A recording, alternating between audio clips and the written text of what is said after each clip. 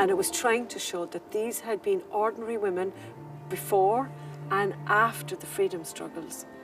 But during that extraordinary time, they went above and beyond and out from the shadows of the lives they lived, and then just seemed to retreat back into the shadows. And why wasn't anybody remembering their story?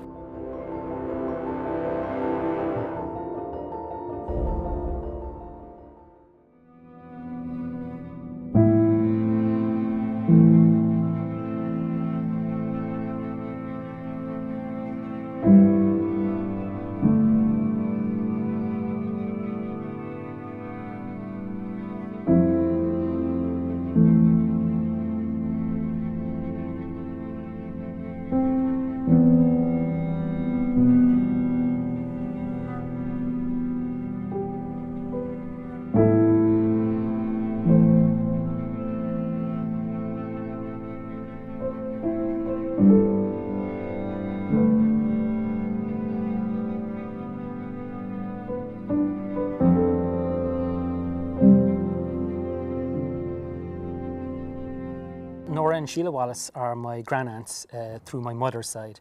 So it's really just through my mother that I know about them, and the way she used to speak about them and how she would refer to them was really with a great deal of respect and affection. They came from the townland of Borracoring out in Dunamore, and it was a rural background. The family were into farming and that they were tenant farmers. And what they did is they had oats and potatoes. They grew them continually through many years, and the soil was worn out. They had quite a poor background. There was 10 children, and as tragically as happened in those days, a lot of them died quite young. Their father had a small farm holding, but he was actually evicted from that holding. So I think they experienced quite a poor and difficult background, which I think then went on to inform their sort of political ideas and their political persuasion later in life. And that would have bred within the family very strong sense of social justice. They moved into the city in around the early part of the 20th century.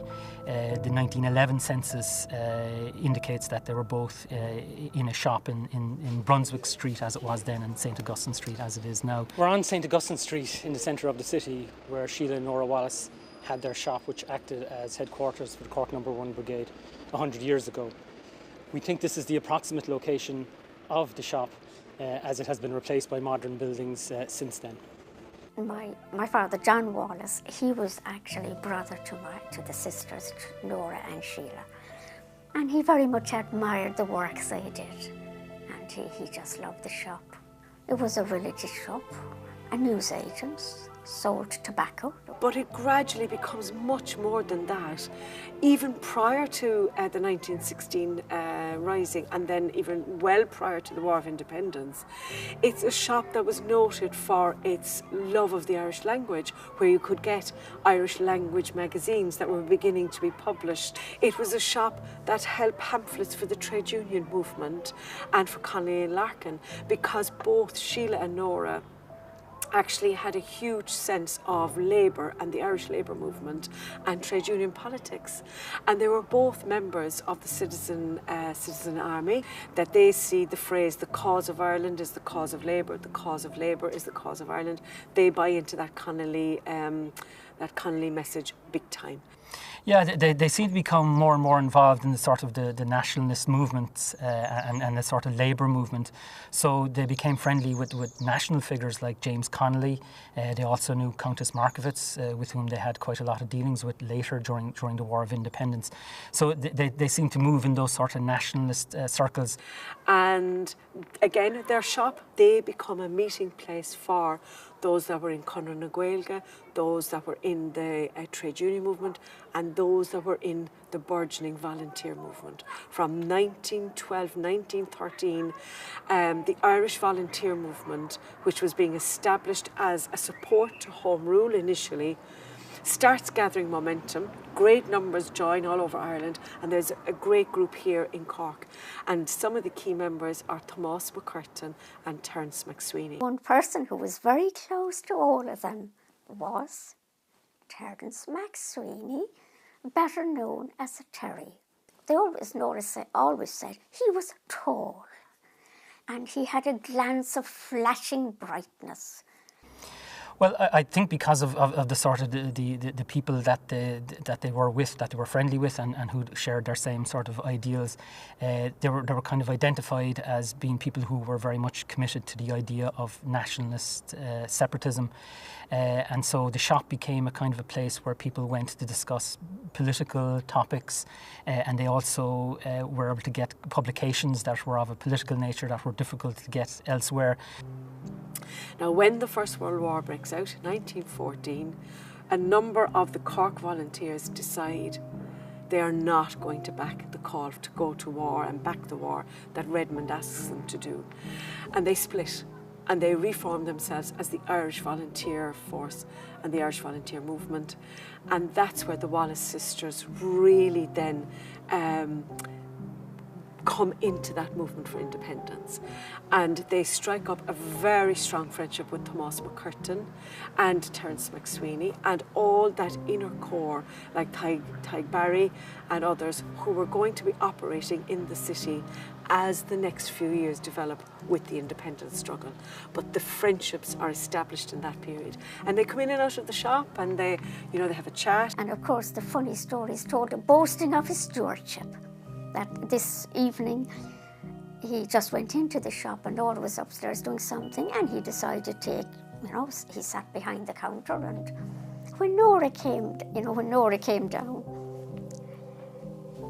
he was there at the counter. But he said that was his merriment and his good humour. He said, I sold to the Examiner. I sold a packet of Woodvines and a packet of Sweet Aftons. Now you see my stewardship. Basically, it's like-minded people who are making plans for where is Ireland's destiny going. And then, of course, you have the attempt at revolution in 1916 and the failure at that in terms of the initial military rebellion, but out of it grows the next move for freedom through the War of Independence. The headquarters of the IRA in Cork, which was on Shear Street, was closed down. So the leadership had to figure out a way of how they would conduct meetings, how they could have a place to act as a de facto headquarters, but not be so obvious as the previous headquarters. So the shop was identified as a good location, number one, but more importantly, Nora and Sheila Wallace, who ran the shop, their personalities and their beliefs made the shop a very appropriate place for them to do the type of activities they needed. It becomes, amazingly, for two, country girls, quiet but well able to hold their own, those two women then become the centre of the intelligence unit of the Cork No. 1 Brigade in the War of Independence. So they conducted meetings in the kitchen. Dispatches would have gone through the shop, so for messages that needed to go out to the battalions were routed through the shop. Messages, Crown Forces messages, were decoded in the shop. Arms were stored in the shop, and operations were also planned in the shop. So it was a single point where the leadership could spread the messages that they needed to get to the operatives. And also Nora and Sheila were also engaged in recruiting spies for the IRA, which was hugely effective from the intelligence point of view. And this was all conducted in the shop. Now, it was Nora who was particularly involved in that. It was she who set up the depositories around the city and would have been running the gauntlet, really, in all sorts of weather, of depositing information, gathering information, and running the gauntlet of being caught with material on her. And if that was the case, then the game was up. Sheila she kept all the ledgers of monies in, monies out, guns in, guns out. She knew where all the armaments were for the different brigades, where they could be got at, all of that. And again, when you think of the information that she had on her person, if she had been interrogated at any length, what, you know, how that could have, you know, the game would have been up really for quite a few in the city. Sheila was the slighter in the stature in that, but again, she actually was regarded by the IRA as one of their top officers. She was actually inducted into the IRA, the Cork IRA, as a fully fledged officer. The shop continued on as a front, outwardly, tobacconists and that. In behind was a kitchenette, and over it was a little flat where they did have a lodger, and the lodger was brought into the whole charade, if you like, of normality, that if the shop was raided, the lodger would come down, pretend to be eating his dinner, and these were his friends around the table, and, you know, they were just having a chat and all this sort of stuff. The shop was ideally situated in the centre of the city. It did have 2 entrances, so for those who needed a quick getaway, they could go out the side entrance. Obviously, they worked very closely with Tomás McCurtain, and in fact, Nora pretty much was his personal assistant. And so he frequently called into the shop, obviously being at the time being the commander of the Cork No. 1 Brigade. He had a very busy schedule outside his Lord Mayoral duties, as it were, as well. And the night before he was murdered by the Crown Forces, he called into the shop to do some administrative work. And Nora talks of a kind of a nice little vignette where he spotted her doing some knitting, and he asked her, was it for one of his boys, one of the active members? And of course she would have said no. It was his belief that, you know, they shouldn't be distracted from their work at the time. But sadly later, when he went home, his house was attacked and he was murdered in front of his family. Of course, later in the early hours of that morning, they were to learn of his murder. That, I think, absolutely floored them, and it must have not rocked them to the core as it did his comrades, particularly Terence MacSweeney. They all realise now that the fight was taken to a new level when the Lord Mayor was taken out. I don't think we can ever really appreciate the level of pressure they were on a daily basis during the height of the War of Independence. They had to keep vigil essentially 24 hours during the very height of it, because there were activities going on, dispatches being needed to be delivered. And I think their nerves, you would imagine, would have been very much frayed. But I think they were so successful in what they did because their characters were able to handle that type of pressure. There's some lovely memories that the brigade guys had of the truce time when they sat around the table in the Wallace sisters' kitchen, and this time without looking over their shoulder. This time they could sit with the two sisters, reminisce and plan for the Ireland that was going to come from the negotiations that were going on. Little did they realise that even around that table they would split, you know, men that they had, you know, fed and looked after and cared for, and that were all comrades around their table, that within a few short months they would be fighting each other. That must have been an other deeply felt trauma on their part. Yeah, Sheila and Nora were very much on the anti-treaty side. And of course this brought a great deal of anguish, I think, because former comrades who had experienced such terrible struggles together now were fighting against each other. So that no doubt took a great toll on them as well. They became quite close to De Valera, who was in later years a frequent visitor to their house. I think the strain of the Civil War really took its toll on them then.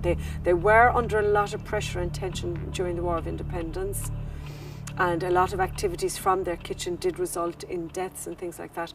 But the Civil War, I think it took its toll on their health, particularly Nora.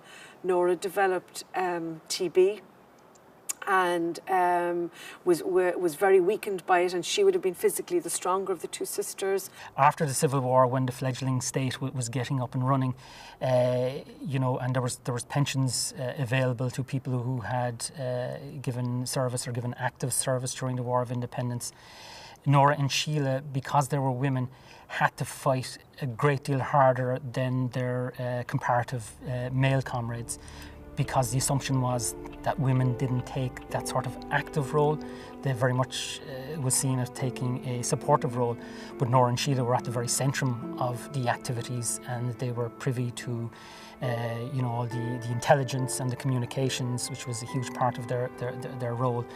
So they were very much active, but they did have to fight for that recognition. And their commanders, who knew exactly what they did, when you read their testimonies in the military archives, you quickly appreciate how highly they thought of them and how much they deserved to be recognised as much as their male counterparts. And eventually they were, and they were awarded a rank of pension which very few women in the entire country were actually awarded. Sheila had a terrible accident in the 40s. She was getting off a double-decker bus.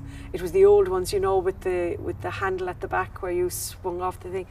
And she stumbled getting off it, and the bus pulled off, and she had severe injuries, hit her head and that, and she only lived for a couple of days after. And it went through the old Cork IRA like wildfire, the pain of it, that this lady who had their backs all this time, and that was the way she died, that she didn't get the chance to live out a longer, more satisfying life. She had gone back to run the shop. They ran a normal shop from the 30s into Sheila's death, 40s, and Nora carried it on. But Sheila's funeral was something really amazing. She was buried out in St Finbar Cemetery after Mass, and the old IRA organised team relays to carry her coffin the whole way from St Peter and Paul's Church to St Finbar Cemetery. That they believed that she had carried them for long enough and it was their turn to carry her, So we can only imagine what effect this would have had on Nora. They were obviously very close, and this must have affected her greatly. And carrying on the shop was a badge of honour to her, really, and preserving her memory was a badge of honour to her. And they kept up the contact, but they were exceptionally close to De Valera, both of them. He visited them on a number of occasions. After Sheila's death, he continued that. He would have visited Nora. He was actively supportive of her attempts to get a house. It's in Mayfield, and the name Nora changed the name to Thig Sheila after Sheila's death. It's still called Thig Sheila. It was De Valera used to visit here, and of course every time Dev was coming, Nora used to ring a very good painter in Dillon's Cross and say, "Would you come up and paint the house? Dev is coming." Yeah, the shop, I think its role became a much happier place after the War of Independence and in later years, because it sold all the items related to communions and confirmations. They dressed more children for those sacraments within the inner city, those that couldn't afford it. It was known that the Wallace sisters, that shop would help you, and that you could pay it back or whatever would be helped. Rosary beads, little prayer books made their way to children who would never have got them because the families simply couldn't have afforded them. Food parcels, a way of doing a thing quietly and with dignity, carrying out James Connolly's socialist vision in very small local ways, but Nora remained true to that till the day she pulled the shutters down on the shop. I was told a lovely little anecdote about it. It's not anything to do with politics, but it has everything to do with, I suppose, the vision of two women who wanted to brighten life for where their shop was. There were lanes, there were narrow little streetways where all of human life teemed. And some went home to better places and others didn't go home at all. They wanted to make that shop, at least the window of it, reflect some kind of joy and beauty. At Christmas time, they decorated the front window of the shop with holly and ivy, and then in the interior was sort of straw and a little bit of frost. And then she put up all the different figurines.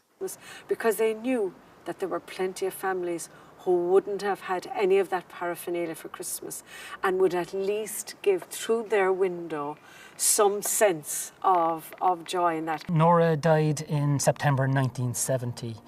She was in a nursing home at that stage, but she at least lived to a much more advanced age than Sheila did. Their graves are out in St Finbarr's cemetery. So in the family, we still have a great deal of interest in them. I still think there's a lot more to find out about them and others. So we're very proud, but it's a sort of a quiet pride. We're not unique. There are a lot of families in Cork, in Ireland, who have had connections with the War of Independence. But I suppose they're unique as women being so centrally involved in the movement is very interesting, and one which we're very, very proud of.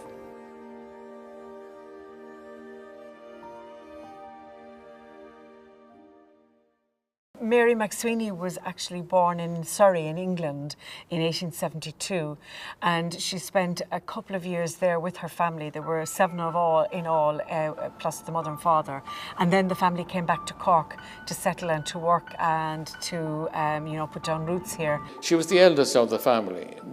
But then you have to see that her father came from the McSweeneys, which were great fighters that came down from Donegal and all the way down, and he met their mother, Mary's mother, in London, where she was teaching in the Catholic school. Her name was Mary Wilkinson, and she was an enormously powerful, spiritual, holy, intellectual woman who had a huge influence on the family, and Mary was the eldest. And in her early years then she was enrolled in school in St Angela's College, just on Patrick's Hill here in the city, and she went through primary school there and then really blossomed in her second level education.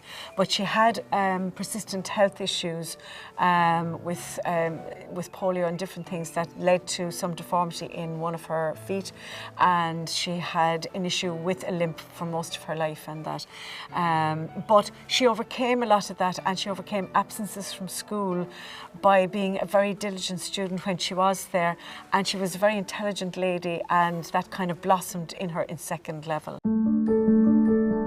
Annie McSweeney, she was born in Cork in 1883, and she was actually born in McCurtain Street, King Street at the time, number 48. So she would have, I suppose, she was the youngest girl in the family. She would probably have gone to St Angela's School, which is just around the corner from where she lived. And then she went on to University College Dublin, where she got her BA degree. And following that, then she went to the Isle of Wight, a place called Ventnor, which is like a seaside resort in the Isle of Wight. So she taught maths and English to mostly foreign students, because it was a finishing school, if you like. So she loved teaching. She was absolutely very good at the teaching, and she loved her students. So Muriel was born in 1892 in Cork City, in one of the more affluent areas at the time. It would have been near Montenotte way, and she was born into a very well-to-do Catholic family, the Murphy Brewing family. Which means we're talking about Middleton and the distillery there. But she was the youngest of that family, much younger than any of her brothers and sisters. So she was growing up in Montenotte in a very posh, big house. So these were well-off people. They were also very well connected in Catholic circles to the higher levels of the church and that. And there would have been education in the home with governesses, things like that. So the people that she knew when she was young mainly were maids and servants, which means they were local people. So she was actually becoming more influenced by the people that she was meeting, and then she was reacting to the, let's say, the politics of and the wealth of her family. And she began to ask really serious questions about the tenement housing and the children on the streets, barefoot, ragged. You know, how was that happening, and why weren't they dressed like their family? And these questions, and then questions with the church and that, began to make her family very uncomfortable. And she was a bit of an enfant terrible to the family, if you like, that what to do with Muriel. And in later life, I think she took pleasure in this sense that she was bucking the trend in the family. But in the end, they sent her to England, actually, to finishing school. She said, to make a nice good girl out of me, but they didn't succeed, she said. From there, from second level then, the family were very big into education, the McSweeney's, really very big into it, for the girls as well as the boys, which was unusual in the times. And Mary was encouraged to go further with her education, and she was sent on to England, back to England, to go through university in teacher training college attached to Cambridge University. And she qualified from Cambridge University with a diploma in teaching.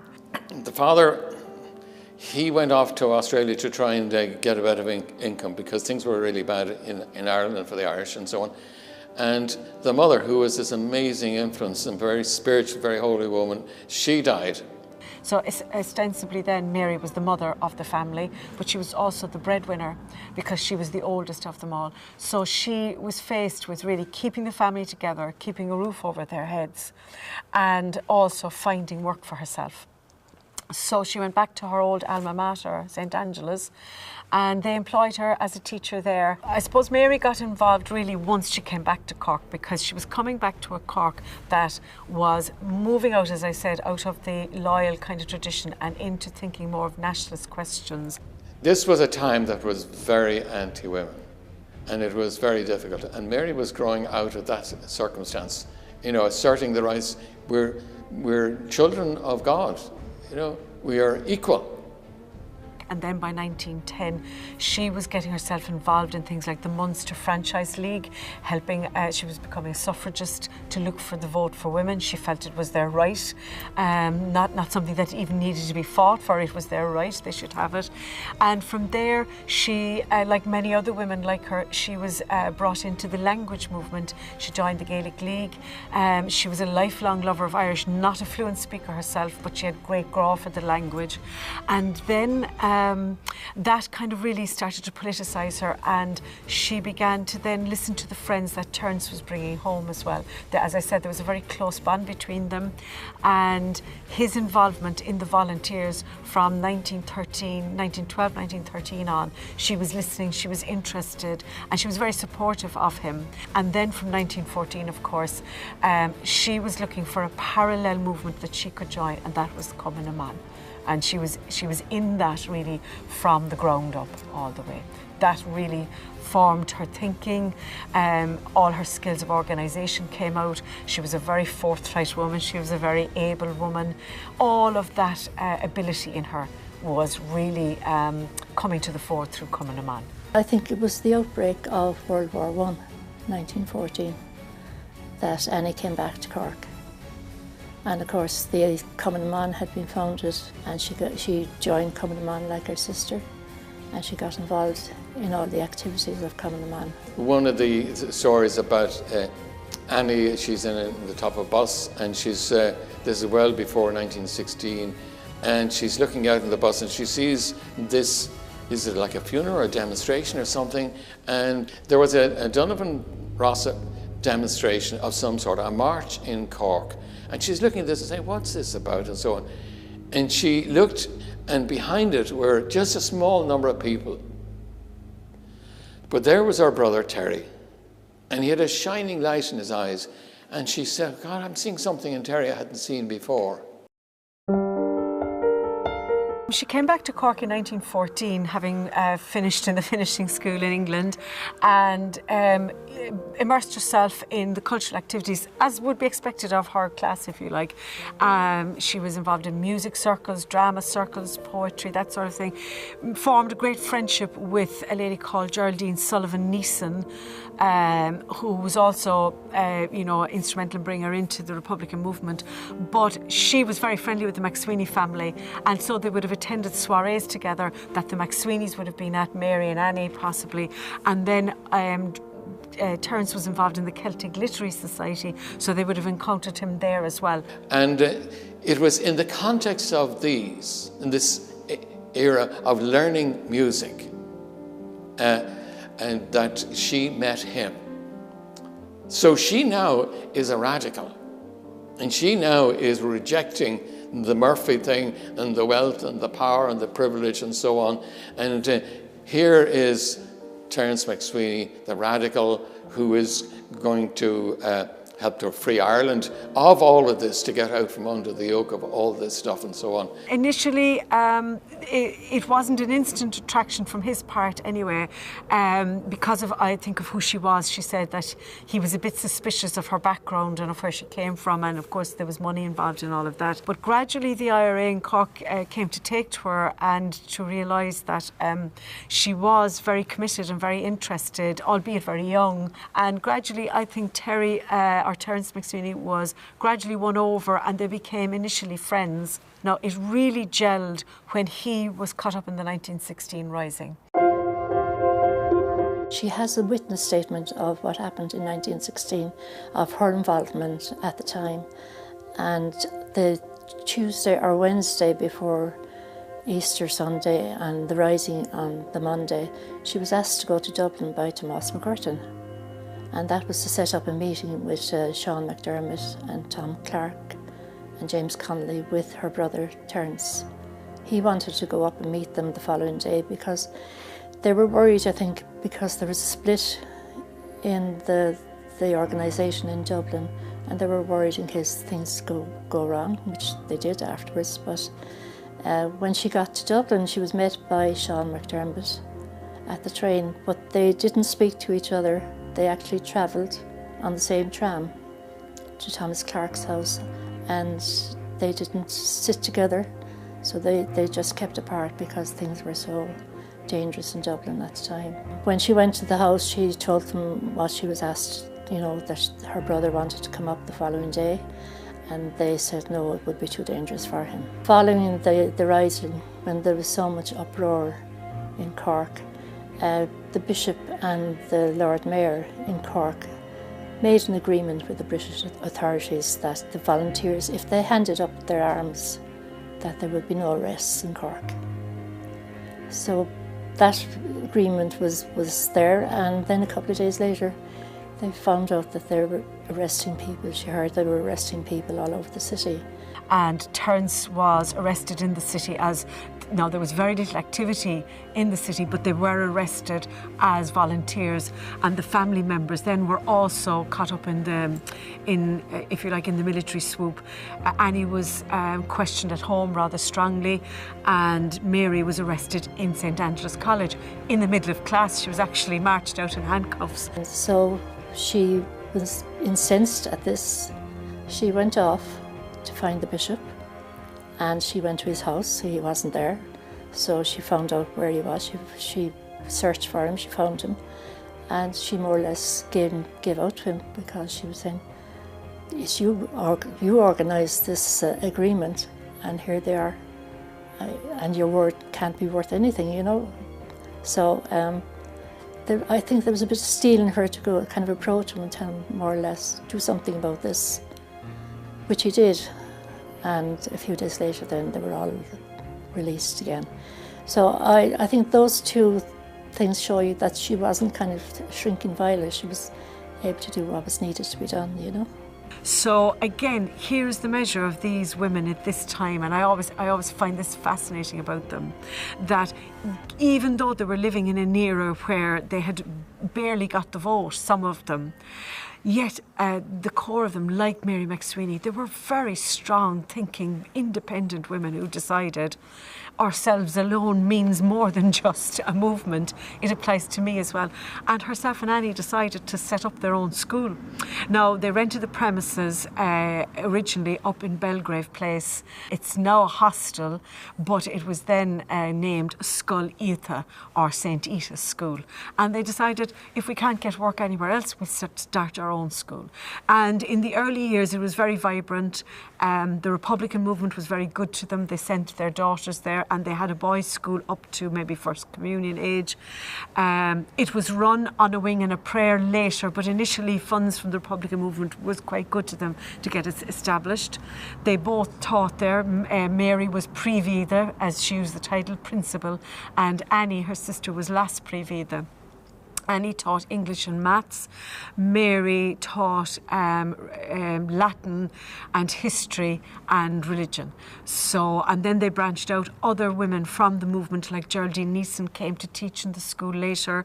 So they had a very broad curriculum: languages, drama, music, cultural studies, and then the basic studies. She became a regular visitor. The friendship really strengthened there into a romance. They were engaged there. She came back home. All hell broke loose at home. They didn't want her engaged to what they saw as a gunman and a fella with no prospects and on the run and that, and in prison currently. And she was having none of it. He was the only one for her. They were committed to each other.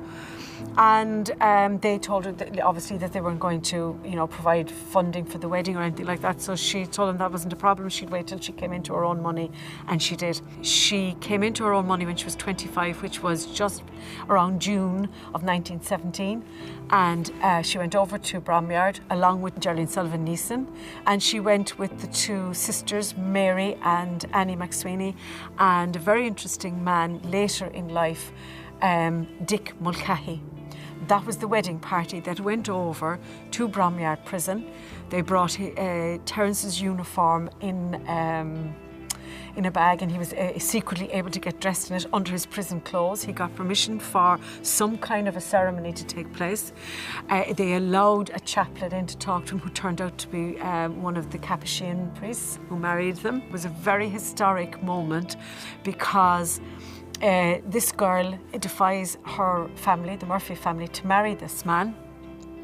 And equally, in that little wedding photograph are a united bunch of Republicans who are later to be totally split over the treaty or over family issues later. So it's a really historic moment of their friendship and also of the Republican movement at that time. He was released in around 1917, but he was sporadically imprisoned over the next few years. It was a very difficult time for them as a young couple, but they lived in a number of places. Ballingeary was one. Moira Ogue was born at that stage around 1918. They brought her down to Ballingeary, and it was Muriel went there to learn her Irish and that. He was in and out of prison, so it was a very unstable setup that way, and she had to rely on Mary and Annie quite a bit. And it's interesting actually, when Moira Ogue was born, Terence was in prison actually up in Belfast. It was Mary and Annie who supported her through the birth, and it was Annie who travelled with her soon after the birth with the baby in tow all the way to Belfast to introduce her to her father, Terence. Now in those days, men had sole legal control in that way over their children. He made it that Mary and Muriel would be co-guardians of the little baby. Some see that as very interesting. Why did he do that? I myself think he did it as a support to Muriel, who was quite young and who at that stage had kind of ostracised herself from her family, and that would be a support to her. I don't think he ever envisaged how it was to break down legally later on, and the tensions between them that emerged over it. They were absolutely shattered a few months earlier when their great friend Thomas McCurtain was murdered at home. And it brought home to them all really how dangerous an activity their politics and their militantism was, that they were going to find themselves in the forefront of any reprisals or anything that was going down in the city. And that's exactly what happened with Terence, of course. He stepped up to the plate to take on McCurtain's mantle, both as Lord Mayor but also as leader leader of the Cork No. 1 IRA brigade in the city, and that definitely put him both literally and figuratively in the firing line, and that brought his family into it as well. Now, his sisters, I think, were very protective of him, but were also very supportive, and they did worry for him. Mary did worry for him particularly, and when he was arrested, she went to the court martial. She attended every day along with Muriel and Annie, and they were very forthright in trying to make it clear that this was the Lord Mayor of Cork, and that he shouldn't be treated in this way. And they followed his progress all the way, even when he was transferred from prison in Cork to England. Very unusually for women of that time, they just packed up their bags and they followed him over to London and took up residence there, and on a daily basis turned really the hunger strike into not just a lone moment for one man in an English prison where he could have literally been, held in captivity and kept out of public eye. They made sure that it was right slap bang in the centre of the media attention all the way through. Devastating. Can you imagine being there day after day watching your brother deteriorating, and you knew he was going to die. You knew he wasn't going to give up. And yet she had the foresight to write a diary and record every day of his hunger strike. But that diary makes for such powerful, poignant reading, and what you get across from the diary from the three women is that it definitely, from my perspective, the death of Terence and the manner in which he died shaped their own three lives later in whatever direction they took. Now, Annie McSweeney refers to her in her diary as the quiet dignity of Muriel, how it impressed them all, and how it made the prison staff look in a very bad light, that this lady, would go in day after day and would pull herself together, and yet at night would kind of collapse and fall apart. Some people see that as a weakness on Muriel's part. I see that as a very human person, as somebody who was experiencing one of the greatest traumas that anybody can go through, the gradual dying of a loved one. A deeply loved one is what I would say. And did it unnerve her? She would have wanted to be stone if it didn't. Did it traumatise her? Same answer, absolutely. Did it leave her broken? Yes. Did it leave her health and her mental state affected? Yes, it did.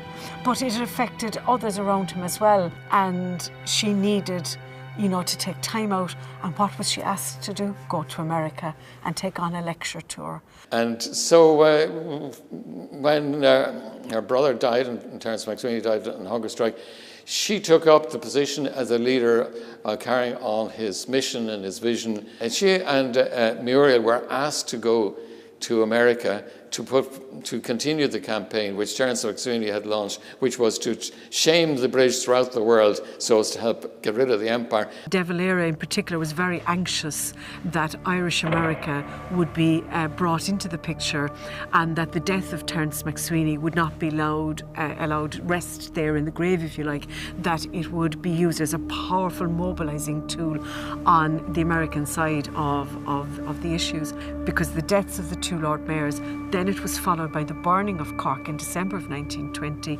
This went viral all over the world, viral in those terms, or in those days.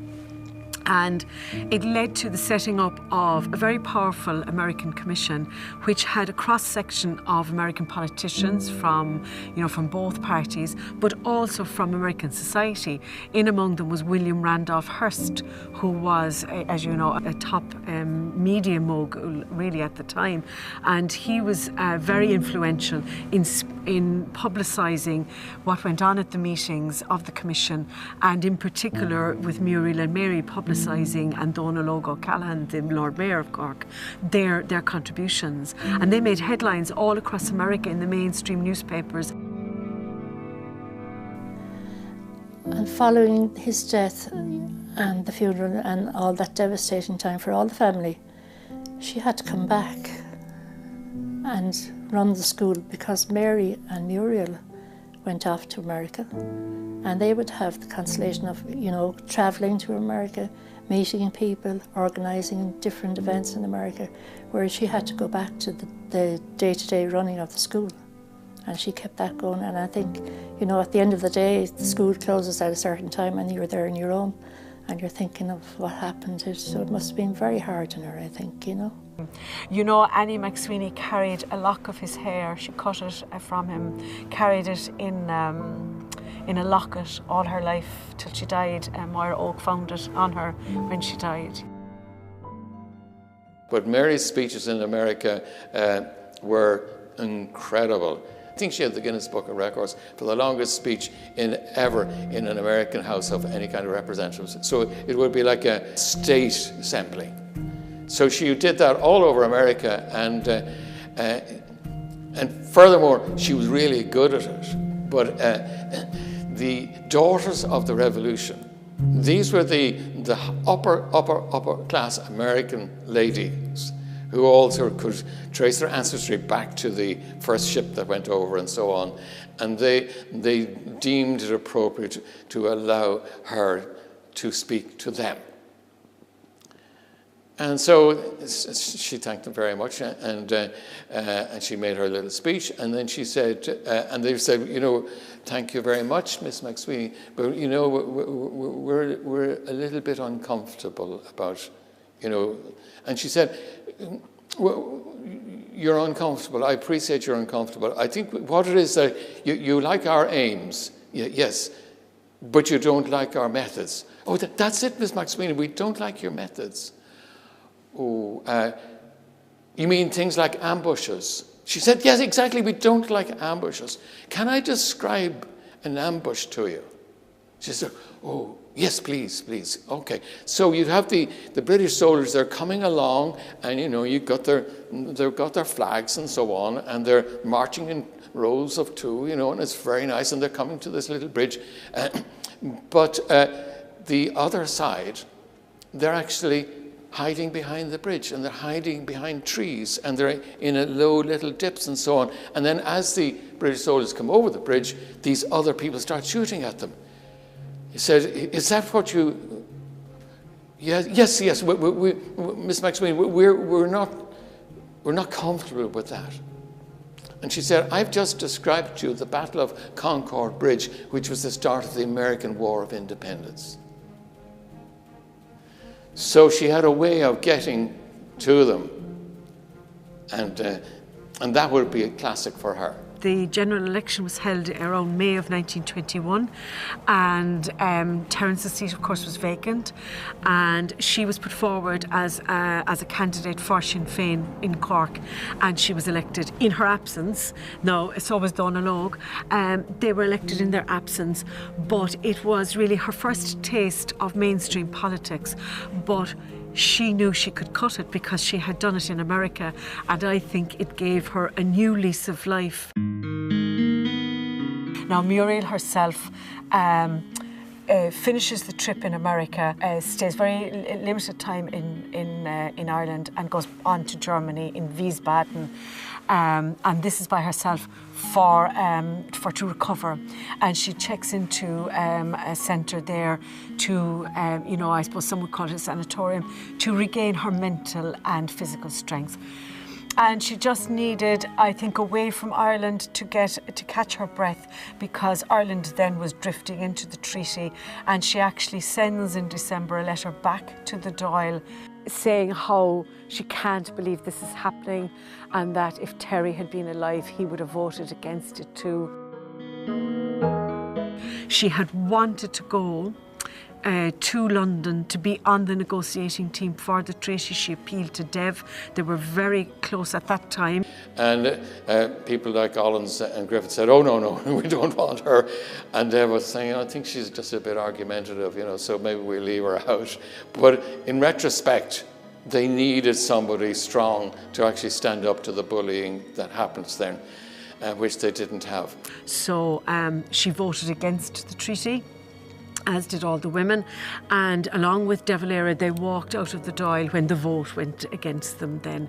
And there was a bit of a hiatus for a number of months, and then really the splits begin to appear on a military level, and the Civil War begins. Incidents begin to happen, and the Civil War then, as such as we know it, begins to really take place then.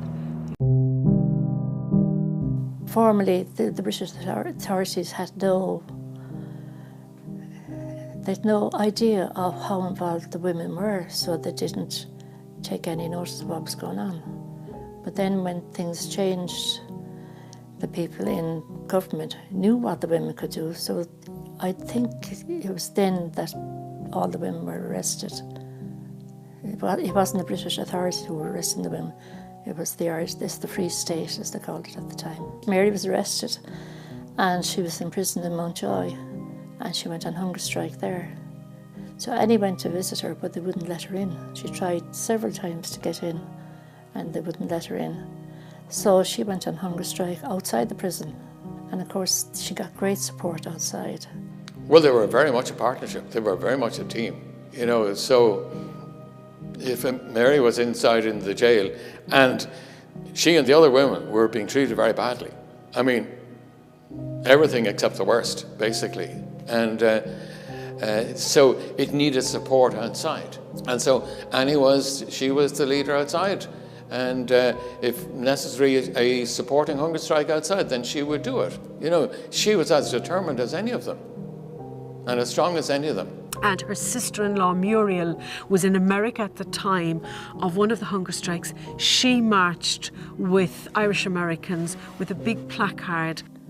I know Mary's hunger strike lasted 24 days, but I think Annie would have been probably 11 days before Mary was left out. And of course then again in the following February that Annie was arrested. The hunger strikes weakened physically Mary when she came out of prison, as with the other hunger strikers. They suffered later in life from stomach problems and kidney problems that was to have a lasting effect, and it did impact on her health in later life. Now, she comes back to Ireland again, and it's in 1922-23, it's the Civil War, and she takes part in that Civil War. She initially takes part in the fighting in Barry's Hotel, in the Gresham Hotel. She's holed up with Cathal Brugha and a number of others, Linda Kearns, Kathy Barry, and they run the gauntlet of the pro-treaty forces there. And of course, Cathal Brugha is fatally shot and he later dies. That devastates her because they are so close as friends. And he was a very kind person in her life after the death of McSweeney.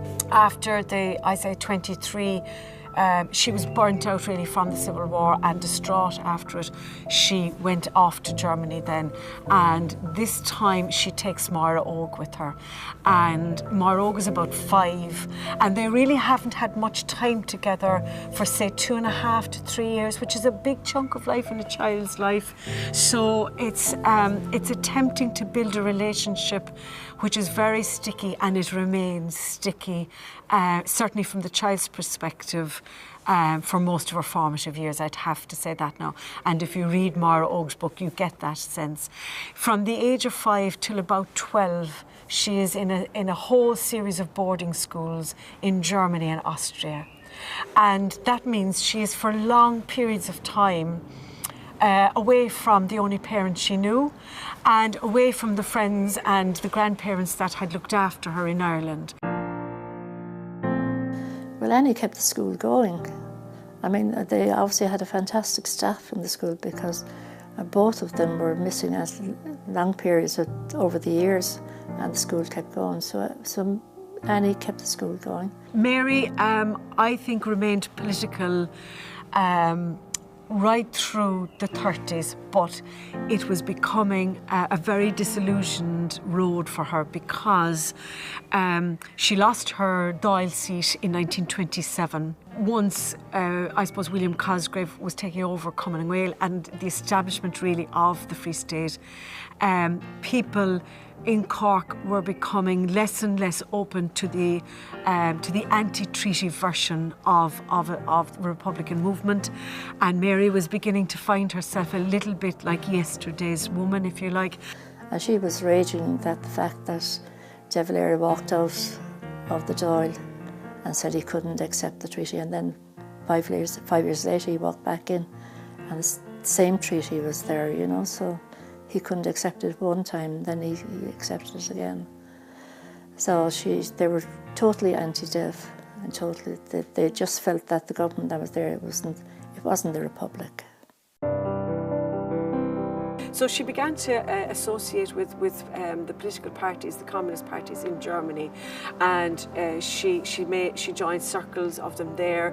She was very active with them, and I think that's where she definitively finished with the Catholic Church as well, and that she was taking herself down a very definite route politically and a very definite route socially. And I think that's why also she brought Moira Óg with her to Germany. From my perspective, that I think she did that to keep Moira Óg from what she viewed as a Catholic-dominated Ireland.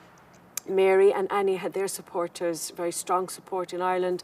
They had concerns over the way the child was being educated in Germany. They had concerns particularly over the fact that she was in boarding school.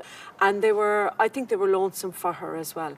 But there was also an issue, and Muriel refers to this herself, and I don't think in Muriel's favour that it's ever given enough credence, and the fact that these schools were not Catholic and that they were not, in their eyes, religious, that affected their thinking about Moira Óg's upbringing as well. And they had support from the IRA on the continent, and Mary had secured a passport for her through her connections with De Valera and that. This was around 1932, and they came back to Ireland. She was, the child made her way to a village where Mary was staying. She was smuggled, some would say kidnapped. Moira Óg said she was just smuggled out of Germany with her papers and brought back to Cork. Now, a court case did follow. Muriel, as we can well imagine, was distraught about this, and a court case followed immediately after, and that was held in Dublin. Now, Muriel, to her dying day, believed firmly that the forces of the establishment were against her, that it was a lost cause.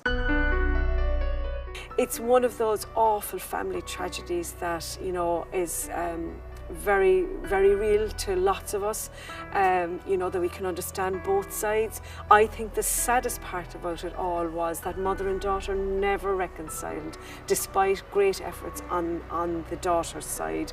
She was a very strong woman, Muriel, and she said to my mother that if you leave, and she tried to get her to come back to Germany with her, and my mother said she didn't want to, and her mother said, oh, I won't talk to her again. But that extended that she wouldn't talk to me either. So I never talked to her. I miss that. She resigned from Cumann na mBan in the 30s. She similarly resigned from Sinn Féin. In terms of her later life, I think the joy of her life was Moira Óg, her niece. In particular, Moira Óg was heartbroken when Mary's health began to fail. And it was, you know, the life that she had led began to catch up with her, the stress and the strain, the hunger striking. And she died in 1942. She was just in her 70th year from a heart attack.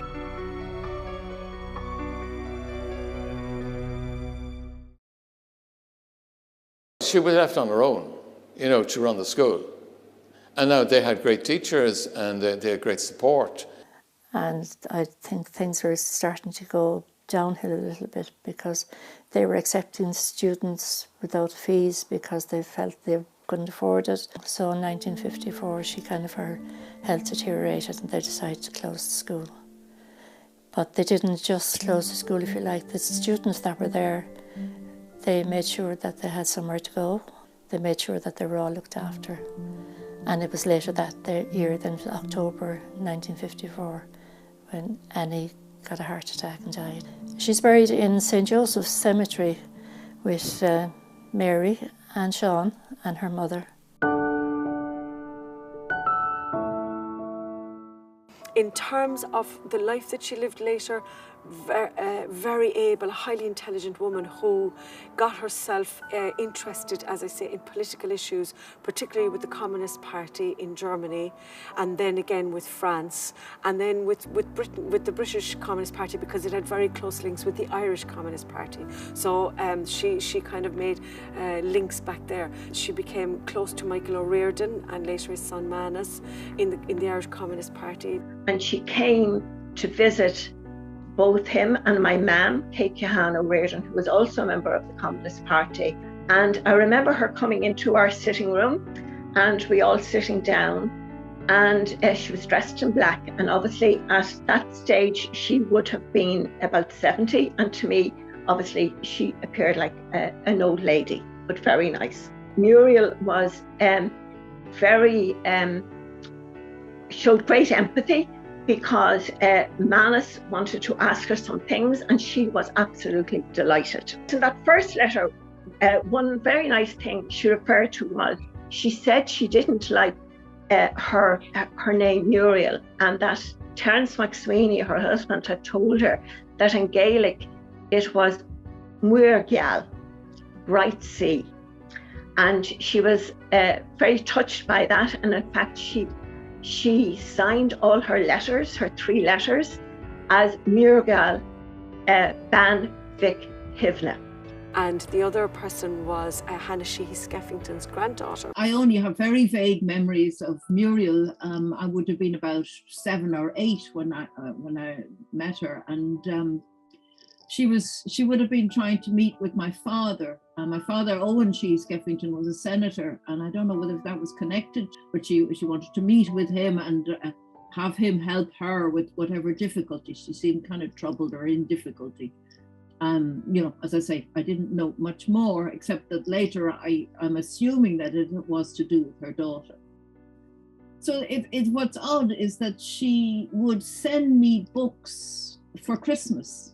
But on the inside, and I think this is the thing, obviously, that is the memory, it's dedicated, and I'll just explain it before I show it to you, because it's dedicated to me in French, à ma chère Micheline de sa vieille amie, to my dear Micheline from her old friend. And then she writes in Irish, the old Irish script, "Oh, Muriel Ban Vic Sivna."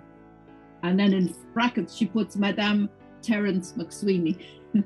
So, and on top of that, my mother's writing just says in French, a Christmas present from Muriel MacSweeney to Micheline, the 28th of December, 1960. Her interest in Irish affairs continued enormously, but it spread, to world affairs. So she developed a relationship with a French hero who was fighting against Germany, against the Nazis in Germany. And that was a man called Pierre Kahn, and that became a very strong relationship with her, and they did have a daughter together, Alex. Coincidentally, he also, like Terence MacSweeney, had a journal, had a newspaper. He was a writer, he was a poet, so she had an affinity with him. She never lost her interest in things in Ireland, particularly the Northern Ireland question from 1969 onwards. But later in life, she never lost that social awareness, sense of social justice. And she had huge issues with the housing crisis. In the 70s in Dublin, she flagged issues up that were going to become issues for the Irish state later in the 1990s and 2000s as investigative journalism, grappled with those questions. She died in 1982 in October, very close to Terence's own death. She died on October the 26th, 1982.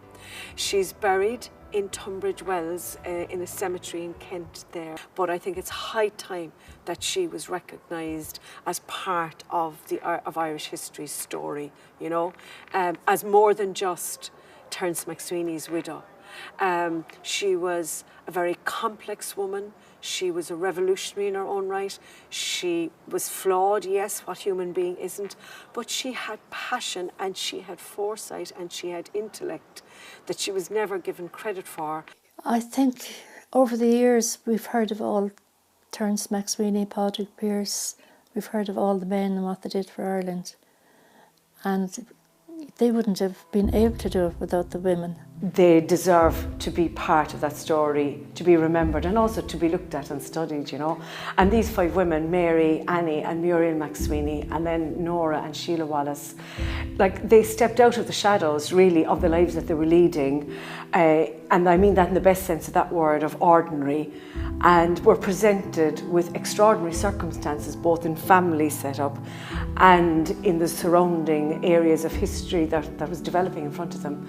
And they took their place in that. They stepped up and got involved in extraordinary events and did extraordinary things themselves, and then seemed to, you know, disappear into the mists of time. And there's a lovely piece written by Lil Conlon, who was a member of the Shandon branch of Cumann na mBan, right up to 1924-25. And in the 1960s, she put together a book that was really a pioneering effort in documenting what the women in Ireland did as part of their membership of Cumann na mBan. And she says, they were the heroines of history, unsung, unrecorded, but nonetheless fulfilling a glorious destiny. And to all our Irish women, and particularly to Mary, Annie, Muriel MacSweeney, and to Sheila and Nora Wallace, it can be said, I have fought the good fight. I have run the race. I have kept the faith.